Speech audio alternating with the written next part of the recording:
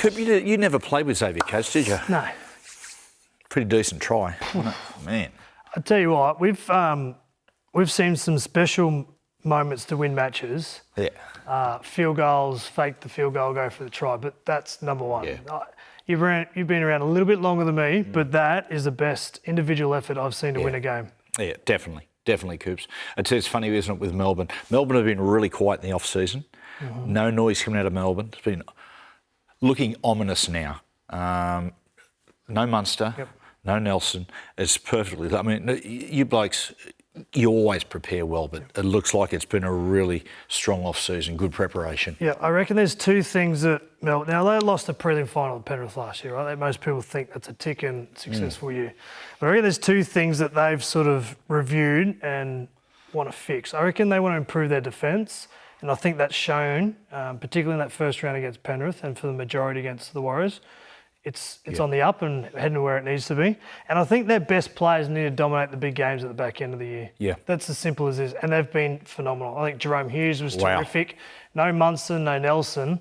So their best players are standing up and making some noise to start the season. So I think they're in good shape and they've improved on the areas they need to improve. I was asked at the start of the year, do you think Melbourne can win the comp? And I said no, because I thought they were an explosive forward or two short. Yep. Boy, oh boy. Munster coming back into the side, Jerome, his running game is such a handful. And you see the try he laid on for Katoa, where he gets the ball and just the running threat that he has, Ezra just couldn't leave him. Like Ezra's sitting there and he's terrified that he's going to burn his inside man and just the last second just turns in. That is just a perfect example of a ball player who's got a big run threat. Yeah, and I think the combination work with that is the key, right? We always talk about ball players. If you just play one pace, you actually don't scare the defence. They can sit and double defend.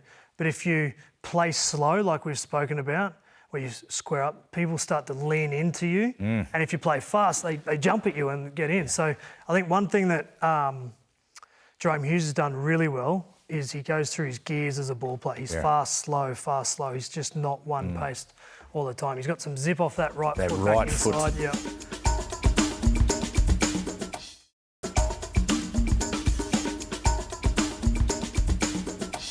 Hey, your old side, the Storm, the spine shredded South Sydney. Yeah. It's the best performance from a spine I've seen. Well, I've never seen better. I reckon they were that good. And I think they showed everyone how you should attack in 2024. Yeah, and I think every one of them were a running threat first. Yes. And then every one of them had a pass or a kick threat off the back of it. So I loved I think it was Pappenhausen's try off the kick from Hughes. Threat to run first. And the young South fullback came in the line because he was worried about getting the run. He kicked over the top. And then Munster, some of the times when he accelerates, defenders just stop. And then his ability to move quickly and come up with some radical play. Like when he is on, it's pretty to watch because you're just in awe of some of the options that he can do. You look at like when a spine, or those creative players operating as a combination, there's no better example than Munster's try in the second half. You see Jerome goes to the line, he's called a shape, a really fast shape, he's attacked the line, he's got Paps on his inside, a little show, and he goes through. Goes through, makes a break, plays the ball quick, and Munster just picks up the slack and goes whooshka, straight ahead. So like the door's open, just charge through. Talk about a shot play. It was Grant to Hughes, back to Munster, back to Pappenhausen, and then Grant to Munster. And if you watch the end-on vision, I think it's Christian Welsh who's standing at first receiver. Yeah. Munster basically sees a retreating line, disconnected defenders and said, mate, get out of my road. Yeah, get the trombone out of the string section. Get out of my road, I'm going to take off here. Oh, mate, he was good. Right, here's a question for you, Coops. You're a coach, right? And you've got a choice. Which spine do you choose as your own? Penrith spine, Brisbane spine, or Melbourne's? Which one do you take to coach? I'm taking Melbourne. I think individually they're in the top bracket in their position, but then they've also got this connection and team first mentality that they'll do what it takes for the team to do what needs to be done. Three pretty decent spines. Yeah, like Harry Grant is the smartest player to dummy half when there's like chaos. He can sit there and basically play chess with the middle forwards of the opposition. Hughes has turned into the best running threat halfback we've got, and then he's filled it up with some other aspects. And then Munster's got this. When he's on, he goes to the contest with zero hesitation. I mean, Melbourne, tell you, Coops, they are looking good. Yeah. They're really looking good, and particularly, firstly, mate, the Munster one. He had the Munster injury.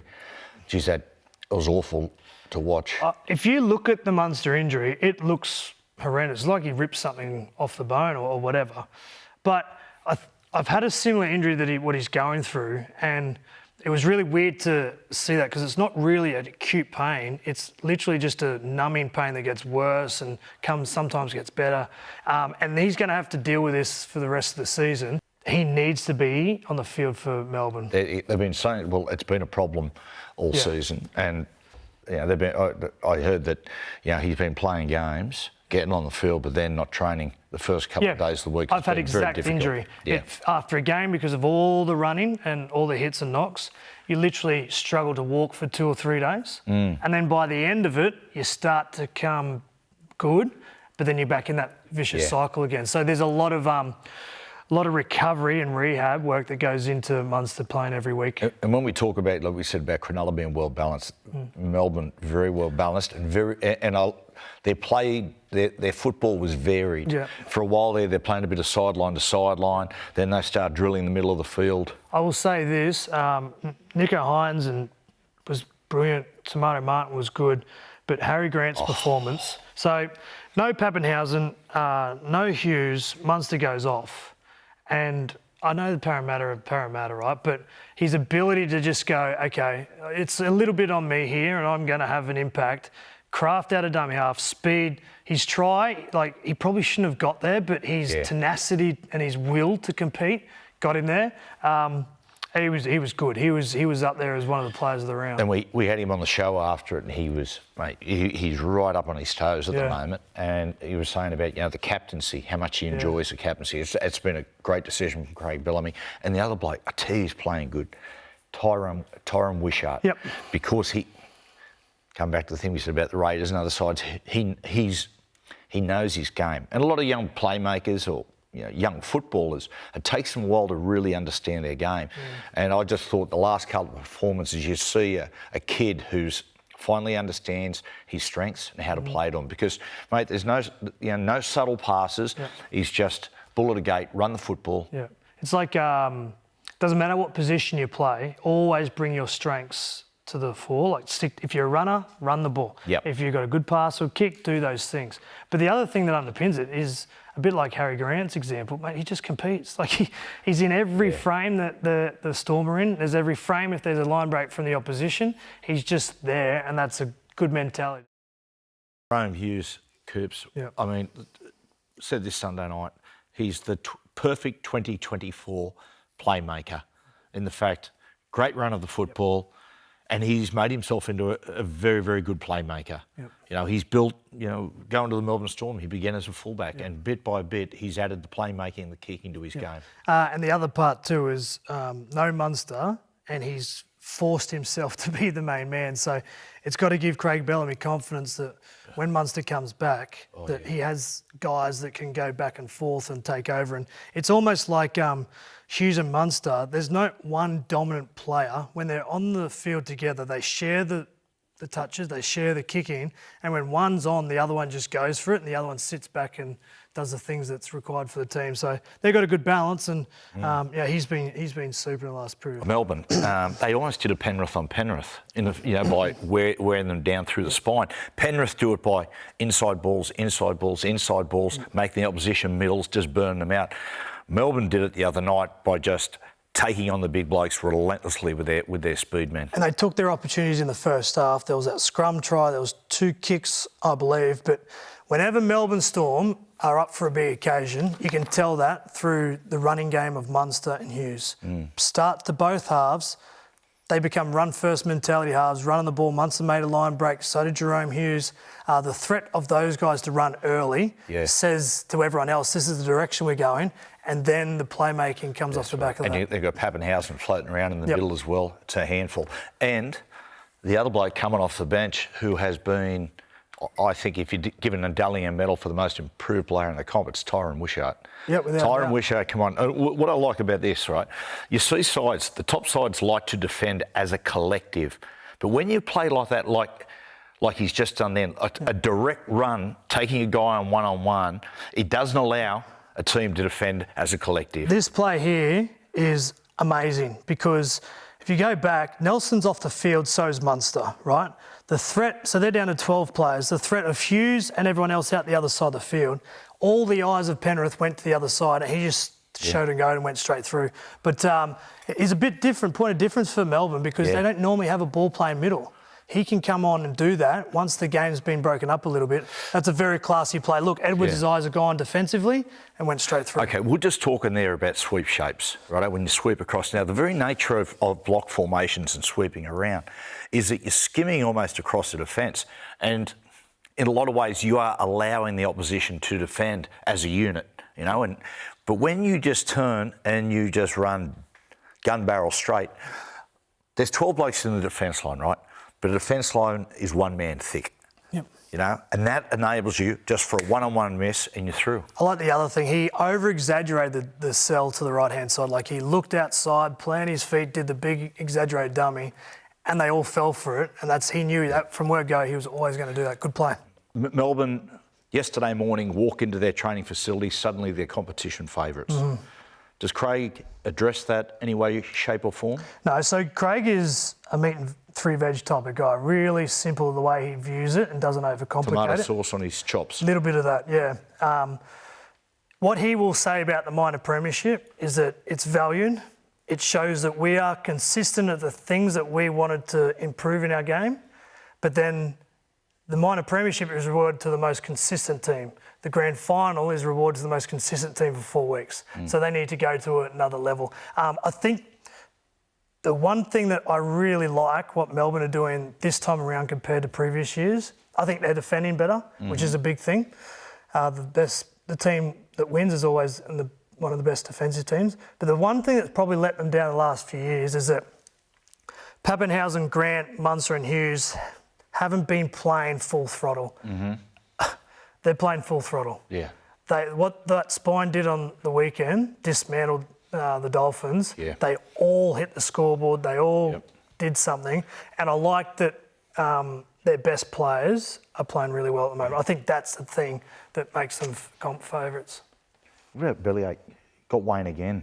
Bellyache is Wayne's kryptonite, 48-6. Let me tell you like a nuancy tactical thing to describe that domination. Is Bennett traditionally, we've spoken about it, is a passive defensive line. It comes up, stands still and uses a sideline to slide sideways, right?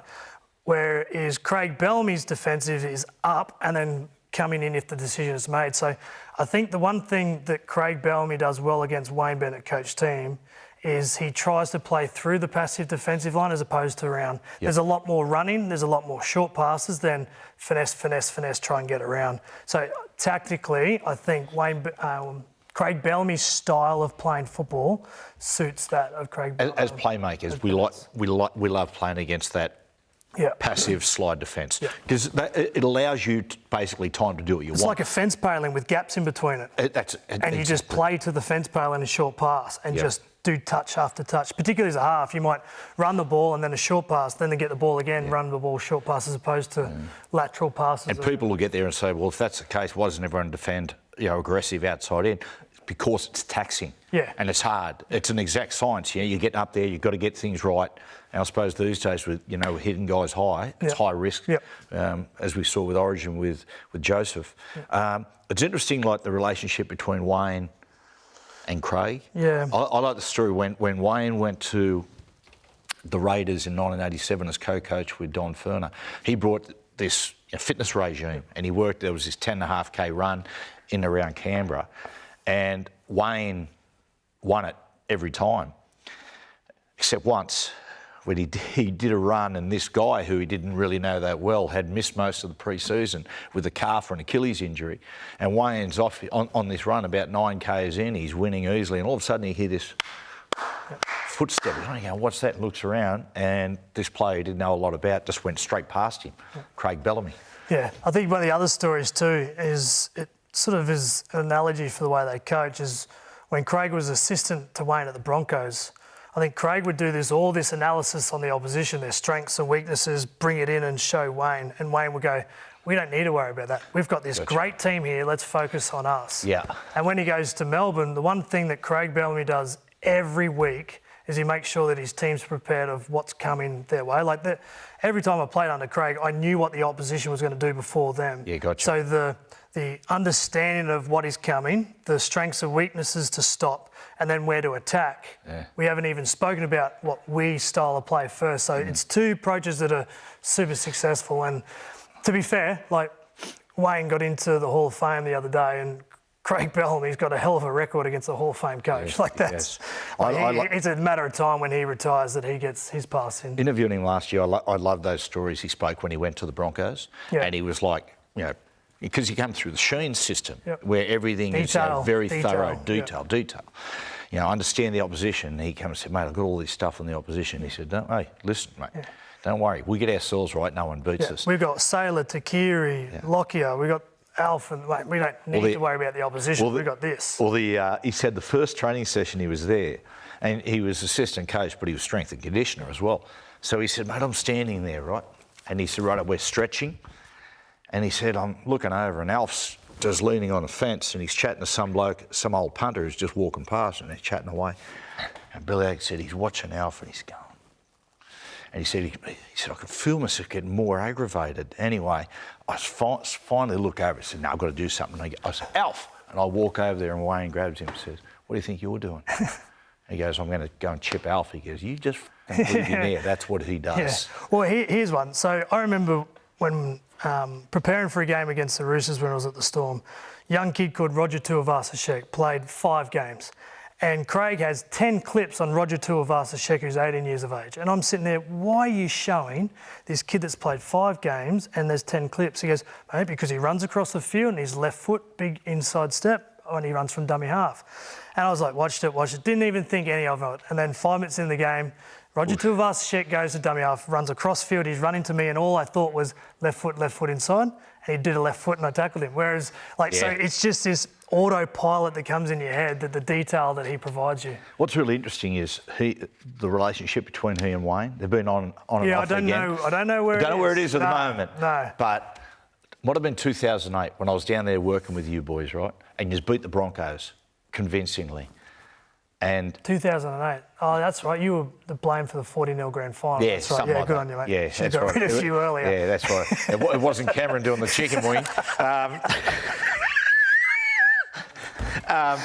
Mate, anyway, you just beat them in Melbourne. Yeah. And I see Billy Oak after the game, and mate, he's really got the shits. And I said, what's the problem? You've beaten him. And he said, mate, Wayne, press conference. Come on, all he was talking about was the wrestling.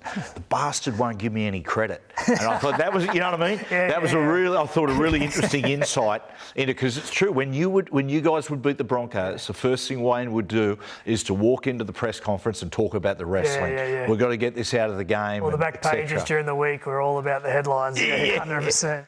I was sitting there today and I was thinking to myself, have I ever seen a halfback with as good a running game as Jerome Hughes? And Alf was rapid over the line, but I don't think I have. Well, I think it's the fact that he's got a combination and he uses the combos he has around him as support. Yep. And his performance on the weekend in that warming up against Brisbane was pretty impressive. He might have just sealed the Dally M with that performance. Yeah, absolutely. Day football, I think, will suit the Sharks down there. Yep. Night football in Melbourne, you know better than anyone, is very, very difficult. Suits you blokes down there. What do you think? I think it's going to be a really tight game. Yeah, I think it will be tight. I think Melbourne Storm get the job done. I think they're halves. And talk about Melbourne Storm, what do they need to improve in the last couple of years to go that extra mile?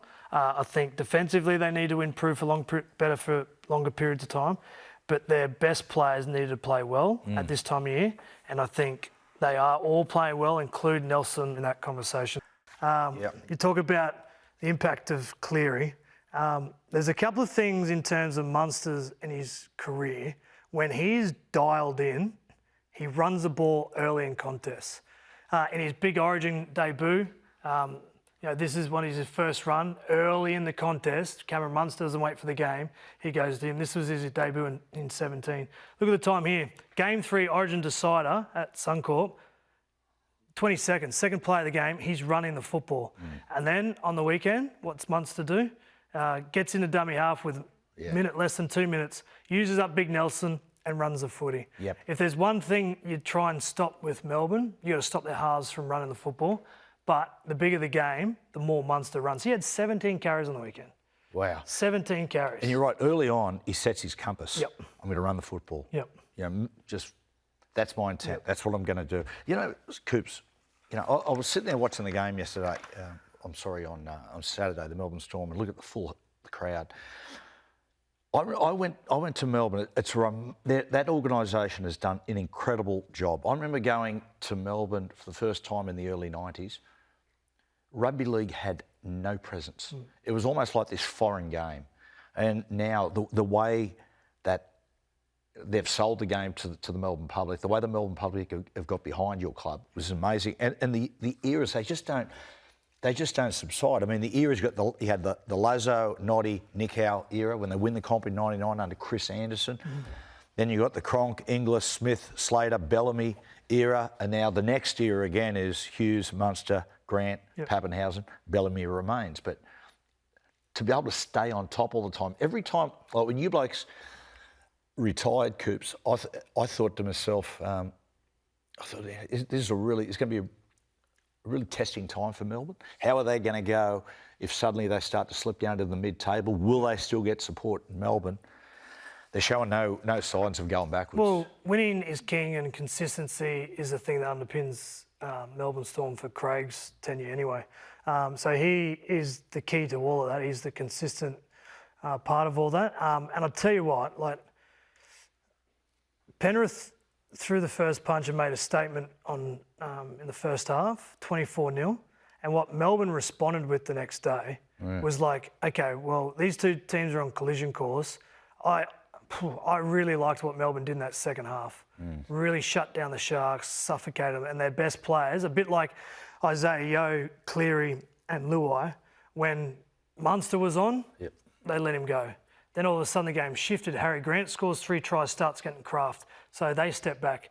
And then Jerome Hughes come up with a couple of big plays. So they are a team-first mentality spine. A lot of teams could learn a lot of lessons from the way their spine operates. Coops, it's really interesting. I interviewed Nathan Cleary at the start of the year, the podcast, and he said a turning point for that playing group was when they were beaten by Melbourne in the grand final.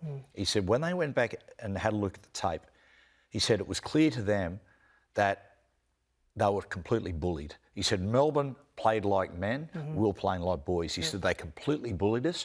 And he said we made a decision right there, no one will bully us again. In fact, we're going to bully teams. And that's when they started getting a bit of criticism for pushing. But that was them establishing themselves, saying this is what we're about. No one will stand over us. And that's why, we spoke about this before, Parramatta should have done exactly the same thing when they lost to Penrith. But they didn't. They started going backwards and played the spoon bowl. And if the Broncos don't fix up their issues, they should have judged what went wrong in that grand final because Penrith did it and they've gone like that since. Melbourne have, whenever they've lost one, have worked out what went wrong and they've addressed it and gone that way. And that's where the separation in the ladder comes. It'll be interesting they meet each other in the grand final. It's almost, full circle. 4 years later. And what's remarkable about both those clubs is we've seen with the Broncos how tricky success can be, Coops. All the adulation, It's not tricky at all. It's team first. It's whatever helps the team become better. Not tricky for you, with your personality. Tricky for me, I get that. Tricky for some, for some people. Every year, it wasn't tricky for me. I probably had too much success. Every year to have success. Stop talking. Stop laughing. Stop laughing. Every year, every team decides that they want to win the trophy, right? Every decision you make at the training paddock on the field should be based on that team lifting that, not what can you get out of the whole situation. Sounds easy. Sounds easy, I get it. Storm's major threat. Take your pick. Munster, Hughes, Grant, Paps, all through the middle, in combination, back-to-back plays. If this is a tight contest, the Roosters will be in with a chance because I think if they're going to go down there and win, it has to be their best defensive performance in a long, long time. That's because key, if you think of a play the ball, let's imagine the Roosters defending their try line. You've got Harry Grant around the ruck. You've got Munster on one side. You've got Hughes on the other. You've got Pappenhausen somewhere else. Every play the ball needs to be aware of those four. Yeah. Because once one of them gets up and going, the Melbourne Storm get a lot of energy from their gun players playing well. Well, if you look at the history of upsets, Coops, they're defence-driven. Yep. Right? You can do the things we're talking about, the short kick-off, but at the end of the day, it's driven by an underdog, playing with an underdog mentality and attacking them with the defence. I don't mind the short kick-off idea, but it's a little bit like you must get the ball back. Yep. Because if you don't, it's a little... Of course. The balloon gets popped a little bit. Yeah. So I don't mind the different approach, but... It's got to work. It's got to work. It's almost like 100%. Yeah, it's like, mate, I don't mind you chipping over the top, but it doesn't Just work. get You're playing the ball reserve back. grade. Yeah. Thanks, Coops. Thanks, mate. On Melbourne Storm, we'll talk about Nelson and the fact that he's likely to miss this, or he's going to fight it. As we're recording this, he hasn't gone to the judiciary. But the Storm, the mental toughness, Coop, to be leading at half-time 24-6, then the Roosters come out a 10-minute period and go, try, where it goes 24-26. I reckon 24-18, sorry. I reckon most sides there would start to tighten up a little bit. Feeling like we're on the slide, the momentum swung the other way. Mate, they didn't miss a beat. Yeah. They met it with physicality and aggression and just bludgeoned over the top of the Roosters. I thought that performance from Melbourne was an indication of a team at the peak of their powers right now. And the other thing, the week off after winning week one, they were fresh. Oh, weren't they just played everything faster. Like, their play the ball speed, their line speed, their skill and execution. The try that Howard scored when Pappenhausen quick tapped, like that was just moving faster than the opposition. I like the fact that Storm are a consistent team, like Penrith. They don't give away cheap possession to the opposition, but their good players are playing well. Jeez. It's almost the perfect ingredients of a premiership winning team, same as the Penrith Panthers. Yeah. You do the basics better than anyone else. I'm talking defend well, completion rate, good kicking, good discipline. Like, they're four things you must do in our game. They do it better than anyone else. Yep.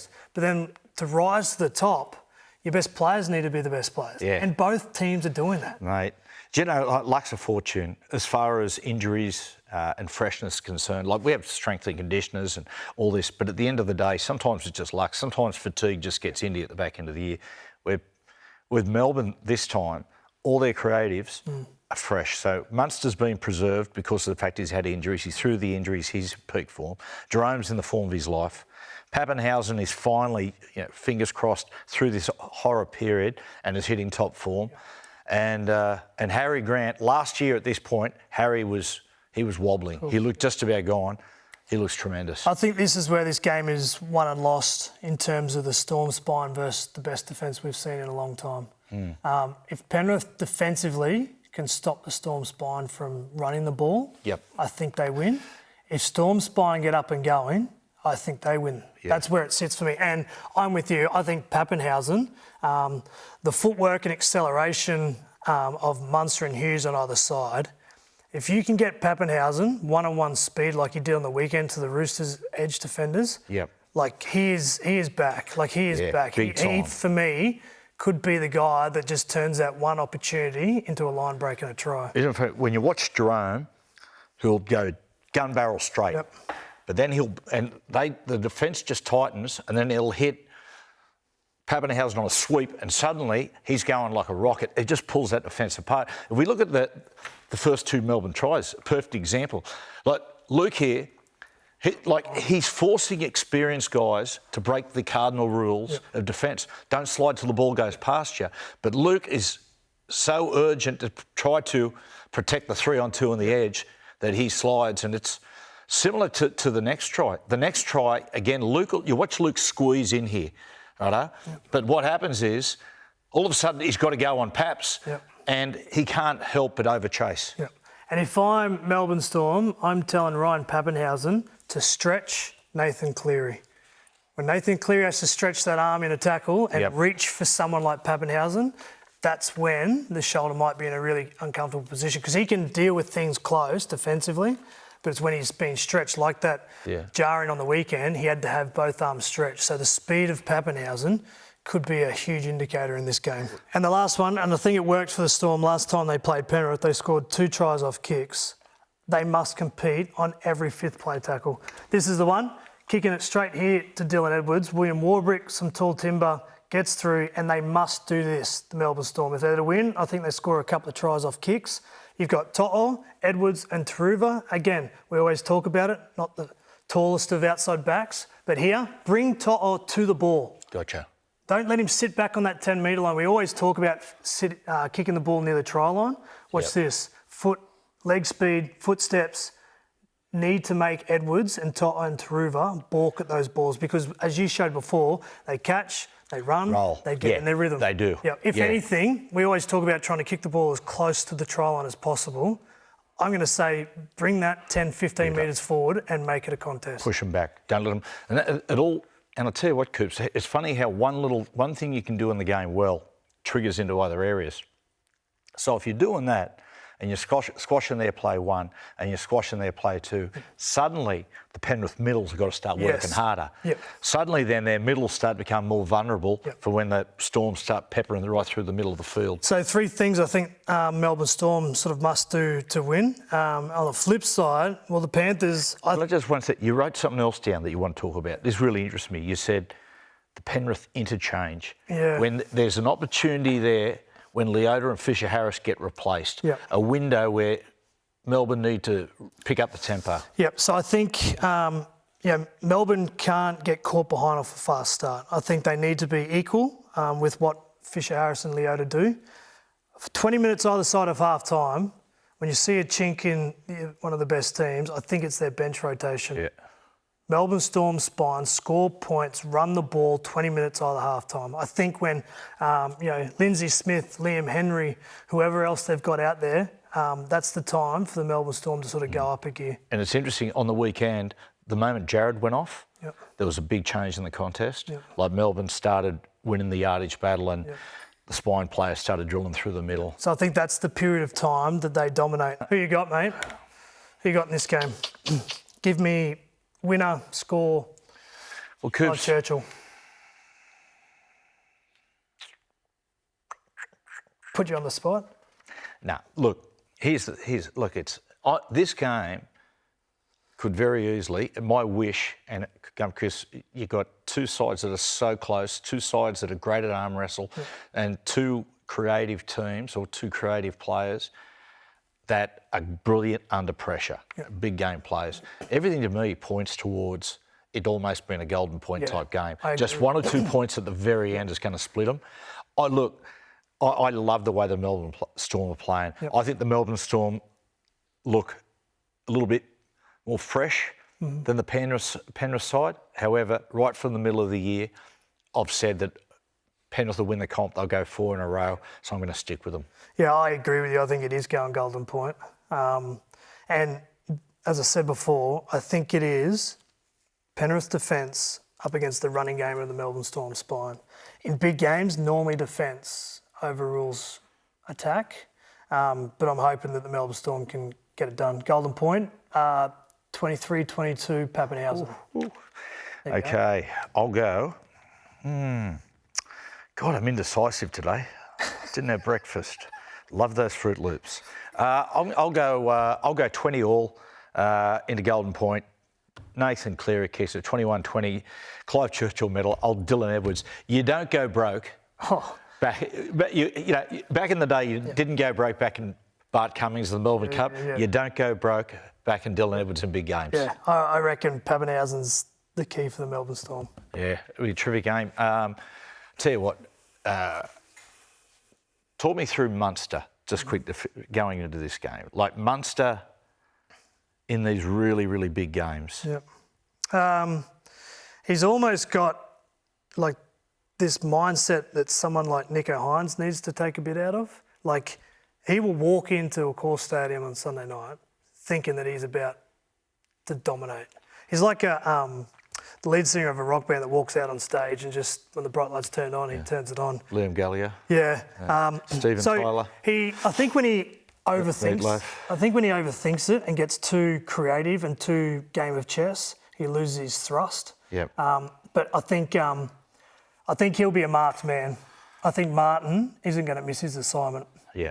And Hughes, super confident, but it could be a big week for Jerome with everything that's going on. So I think they're sort of worried about it. That's when it opens up for someone like Harry Grant will be making a lot of tackles. I just feel like Pappenhausen might be the point of difference. Remember a few years ago when Melbourne won the grand final, and I asked Munster, I said to him, it was on TV or radio, I said to him, so, Money, when you call the ball and you're heading towards the line, what are you thinking about, what are you looking for? And he went, Matty, mate, when I run to the line, he said, you've got to understand, I'm like that monkey who's got those two plate things hanging over the head. I said, mate, they're called symbols. I think you said that a couple of times since. Jerome Hughes, Dalian medal? Yeah, I think so. Yeah, I think so. He deserves it. Yep, Good on you, Coops. Hey, been a great year. Well done, Good mate. on you, mate. No, well done to you. Yeah, thank you.